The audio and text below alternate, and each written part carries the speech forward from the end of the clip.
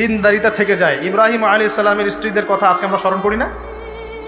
হাজেরা আলাইহিস সালাম, তার ওই সবর, সাফা মারওয়ার সাই, তাওয়াক্কুল আল্লাহর কাছে এত পছন্দ হয়েছিল যে কিয়ামত পর্যন্ত যত মানুষ হজ করবে, সাই না করলে হজ হবে না।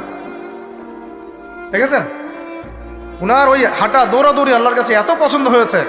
আপনি জামজাম কূপ ওখানে যে তাওয়াফ করছেন না, তাওয়াফ করে যে পানি খেয়ে আসলেন, সাফা মারওয়া সাই করলেন, এই সাই না করা পর্যন্ত আপনার হজই হচ্ছে না, ওমরাই হচ্ছে না।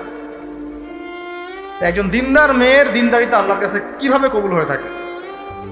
আমাদের মেয়েদেরকে বুঝান, বাসায় গিয়ে বোনদেরকে বুঝান, মাদেরকে বুঝান, স্ত্রীদেরকে বুঝান, তাদেরকেও একটা উদ্দেশ্যে আল্লাহ পাক সৃষ্টি করেছেন। কি উদ্দেশ্য? তারা যেন ইসমাইলের মতো প্রজন্ম জন্ম দিতে পারে। তাদেরকে সিরিয়াল দেখার জন্য পাঠানো হয় না, তাদেরকে এই রং তামাশা করার জন্য আর স্নো পাউডার মেখে বাইরে ঘোরার জন্য পাঠানো হয় না। এবং এটাকে কন্ট্রোল তো আমাদেরকে করতে হবে।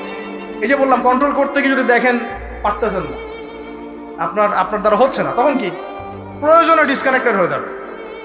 প্রয়োজনে ডিসকানেক্টেড হয়ে যাবেন, তাও নিজের দিনকে ক্ষতিগ্রস্ত হতে দিবেন।